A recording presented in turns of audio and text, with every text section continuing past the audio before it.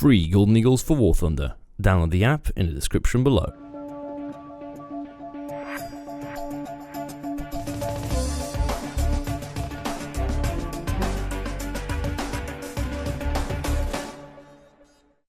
Hey guys, welcome back to War Thunder. Welcome to one of my favourite jets in the game, the MiG-15Bis. This is quite legitimately the OG of the jets for me. This is the first MiG that I fell in love with, an absolutely beautiful machine, and I do still love flying it, even though it's technically been outclassed to a certain extent by the MiG-17. Its performance is still amazing, its energy retention is godlike, and this Yugoslavian camouflage is spot on.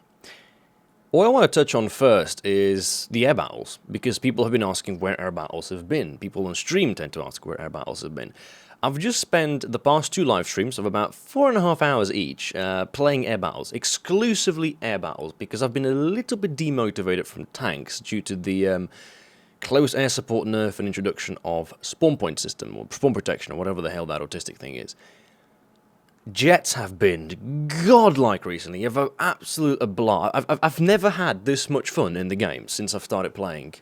Jets have been broken for me for a very long time, and I've just started to get back into it. Now, there's still the occasional spark that happens. There's the occasional space climbing bomber. Yes, 50% of the matches are still played on this map, the god-awful Spain, and there's still that question of AAA on the airfield, which is complete RNG and should be removed from the game. But, ignoring all that, the game mode is absolutely PogChamp. I've really haven't had this much fun. I can't stress out how much of a blast it's been. And the first target we're going to engage here, just Hunter. Look at this. Upside down, head-on pass, little burst, boom, there goes his wing. That Hunter will be eliminated from the match within a matter of minutes. But we can engage somebody else now. A Kai 200, and relatively weird vehicle to see in these matchmakers, because the Kai 200 is I flew the Kai 200 back when this thing was like 7.0 or something. It would fight reliably against props, and you could rush in on New Guinea, and you would get a few bomber kills, and then you run out of fuel, and you get shot down by P-51, and it was fine. But nowadays, this thing is practically top tier, because everything that's 8.0 is essentially 9.0, so a bit of a confusing matchmaker for the Kai 200. But the player knew what he was doing. What he was doing is he was trying to outclimb me, because obviously the Kai 200, being a very rocket aircraft type, can get altitude very, very quickly. And fortunately for him, I'm in a MiG, and if there's any vehicle in the game that I know guaranteed is going to have a very, very competitive climb rate, it's going to be the one that I'm flying. So essentially what I'm doing is I'm following him, and I'm not trying to be too aggressive, I'm not trying to get too many shots on target, I'm just waiting for him to run out of fuel, because when he's out of fuel, he's a gliding target, and whilst the Kai 200 can be a annoying thing to try to shoot because it's so tiny, once it runs out of fuel, it runs out of its energy. And when that thing is slow, it also turns very, very slowly. So it's going to become an easier target to engage. So I'm just kind of sloping behind him. He's getting a little bit of separation here. But again, remind yourself of the fuel.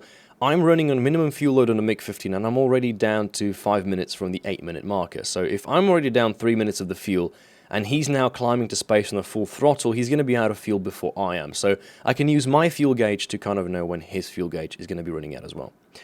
Now, if you've ever in a duel where a person goes into a split like that, just get some speed. Don't get altitude, don't stall after them, get some speed, then push after them. That way they don't have that kind of area of reaction. So the Kai 200 was forced here to engage the MiG-17 behind me, and now I can re-engage him in a very, very simple exit from my split S. We both go head on.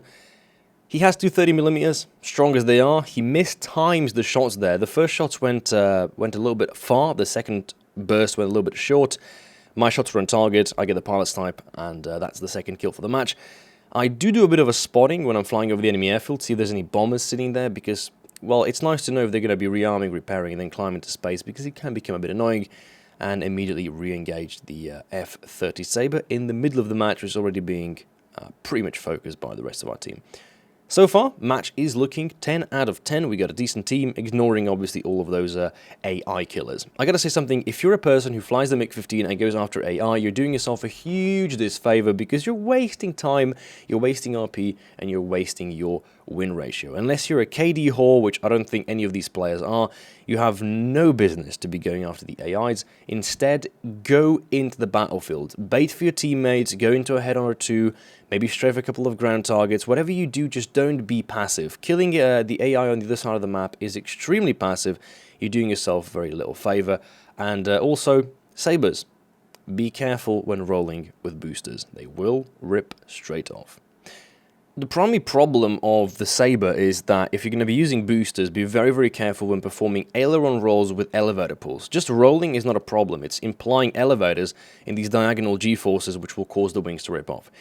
This is where I reach my boiling point. B-57, deliberate crash in front of his runway to deny me the kill. And this made me want to bail out of the plane so hard. I just wanted to shut down the game, just throw the computer out the window, go for a nice long walk and just, neck myself, man. It is disgusting. But what is really disgusting is that even before I checked this person's stats, I knew exactly which game mode he came from. And this has nothing to do with arcade players. I like you. You're a great bunch of players, and I do actually like participating in air battles every once in a while because it's fun. It's a nice little change of pace.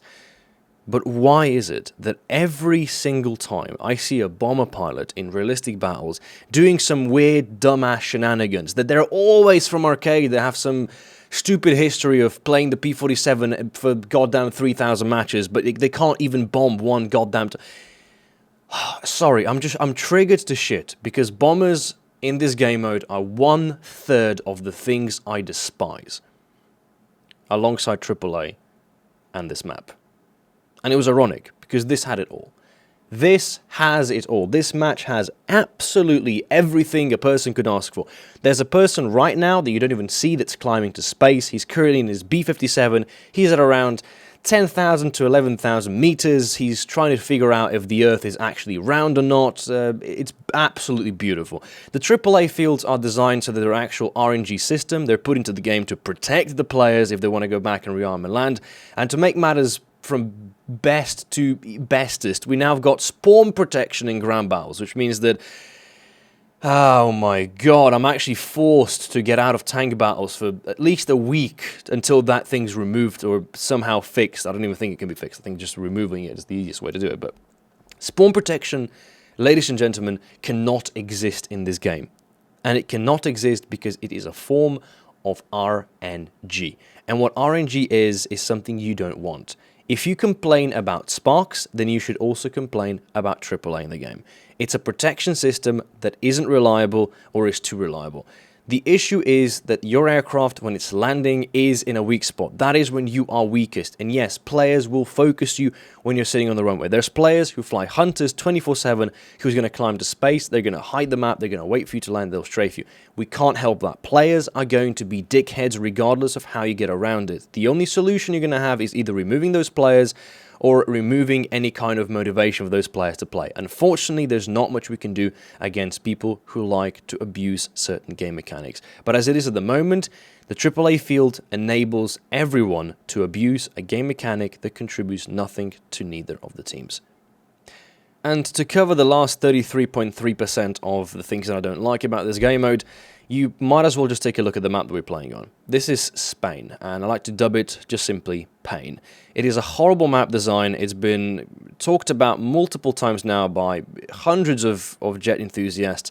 Nobody likes this map.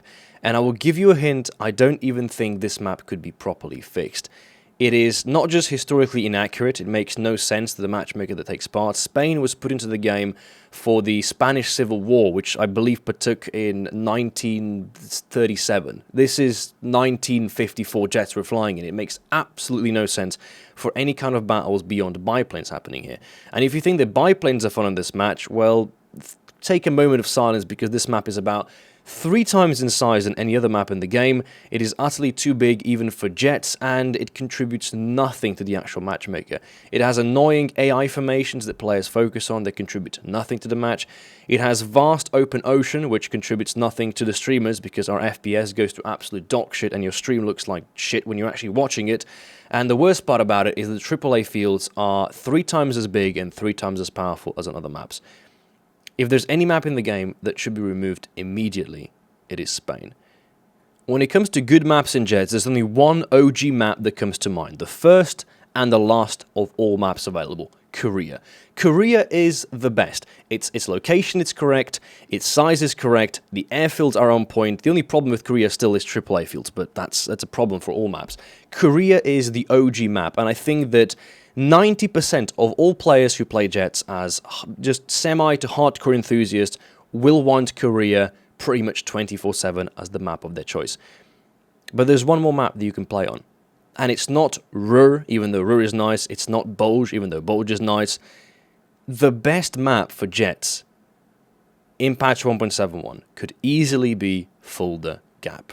Fulda is huge. It's a massive map, and at the moment, one of the maps in tank battles I despise the most because it's simply too huge. I mean, Fulda is so big that I'm starting to appreciate Kursk, and that's something to say. In my opinion, and this is an honest PSA to Gaijin, just take Spain, remove it like Slovenia removed Spain during the Eurobasket, and then just take Fulda the way it is, spread the airfields out a little bit, and you're going to be giving yourself the best air battles map you've ever designed. It's got windmills, it's got the roads, it's got tanks on the ground. It's the most detailed map. Just take Fulda the way it is, spread the airfields apart a bit, and you are giving the community the best jet map they've ever gotten. And don't stop there, and take the bombers, shove them somewhere else. If a bomber is climbing to space, boom, the match ends regardless. They get 73,000 repair costs, and boom, we're all happy. But these are all long-term happiness goals. Let's focus on happiness for now. For me, happiness is winning a game, doing damage, getting the research points that I want, and to do that, we're going to have to carry this game. Now, there's 3 enemy players remaining. An F2 Sabre, an A5 Sabre, and an F2H Banshee. All of them are now at about 1 kilometer to 1.5 kilometers flying and circling their own airfield, which is a problem because they are currently untouchable. I mean, not true. I can kill one of them, maybe kill 2 of them if they're lined up well, but after that I'll be, again, shot to shit, and I'll be returning back to base to rearm and land, which is just an endless game of returning to base. Now, I've got a friendly MiG-15 who I believe at this point has already been shot to shit himself, and he is out of ammunition, which means it's now a absolutely perfect 1 versus 3 for me, but essentially it's a 1 versus 1,000 because there's probably about 997 AAAs located around the airfield.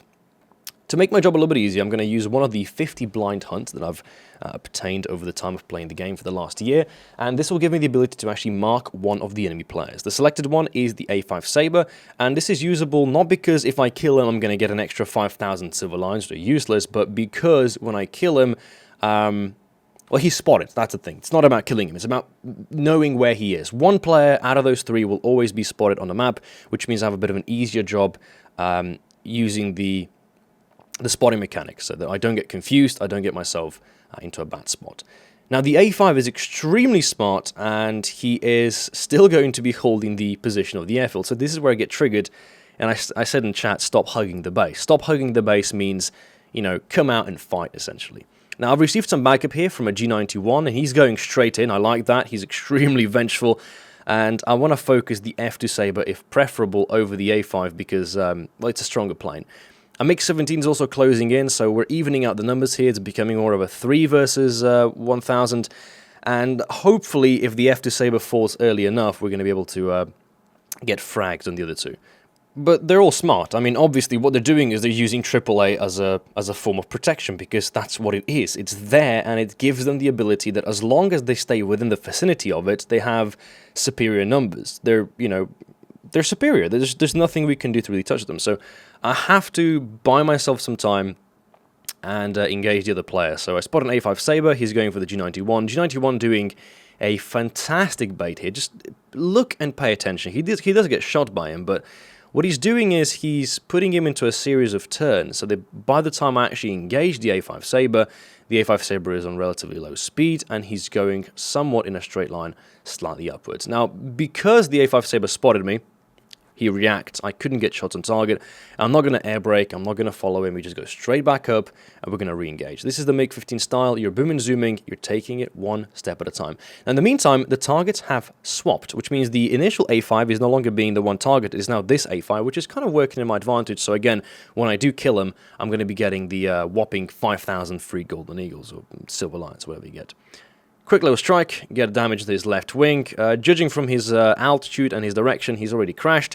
In the meantime, the A5 Sabre that we were initially engaging goes and kills the G91, and in the process kills himself by ramming. There's a bit of a nasty kill steal. I go full tryhard, reverse in a loop, just upside down head on with the F2 Sabre. F2 Sabre was the strongest person on their team. I figured if I get him eliminated, my team shouldn't have a hard time carrying. And because he is critted, I'm not going to follow him because I know he's going to be flying in a straight line for as long as possible because he can't really turn with the damaged wing. So I re-engage the F2H. This is now the last two people standing. I believe this match has been won at this point, and the only thing that could possibly lose it is if some type of a ghostly B-57 goes and bombs every single base on the map. So we should be fine for now. Now, the F2H is quite keen on going head-on. I was doing a bit of a testing there. Shots came a little bit low. Not a problem. We're in a 1v1, and a 1v1 with an F2H shouldn't be a very, very tough thing to carry. Now, I was struggling with shots here a bit because I was a little bit tired, a little bit fatigued. This match has been going on for a whopping 50 minutes or whatnot. I've already landed once, and I don't really want to go back to base. With 3 minutes of fuel, obviously, I've got 3 minutes to do whatever I want to do on the map. After that, I'm out of this game. Now, the F2H is doing his best. It's only a matter of time before the shots actually converge, and because I have plenty of ammunition, I do a little bit of spraying here and there. I don't really mind. It's a free kill. I just want to get him down, out of there, finally get some hits into the left flap. He can't turn, and the right wing falls off. Now, the F2 that we critted is still flying around. If I recall correctly, we critted his left wing, which means he won't be able to perform much more than a head-on, so I figured the best thing to do is to actually force him into a head-on, and then evade him in a way that when he tries to roll, he's actually going to roll the plane into the ground. It's a very efficient trick little to do, but essentially what I don't want to do is I don't want to commit in a head-on. Committing in a head-on with a critted Sabre is about as easy as giving him a free kill. That's what we don't want to do. And also, yeah, whilst we're flying over the low waters of Spain, I hope you enjoyed the video, because the YouTube compression is going to turn this from bad to absolute dog shit. This is what happens when you play on Spain. It's a reasonably beautiful map, but the rendering is just, it's abysmally bad. Now, I missed the F2 Sabre in the head-on, go into a simple Immelman, roll back around, lose control for a split second, still have him in my sights. He's dead. The only question is, are we going to hit him, or is a teammate going to hit him before we do? And the legit answer is the Sabre is going to crash before we even get to him. And because obviously we're the person to crit him before, we get the kill for it. That will be an ace match in the MiG-15 on the worst map in the game, in one of the most ridiculous scenarios of jet matches.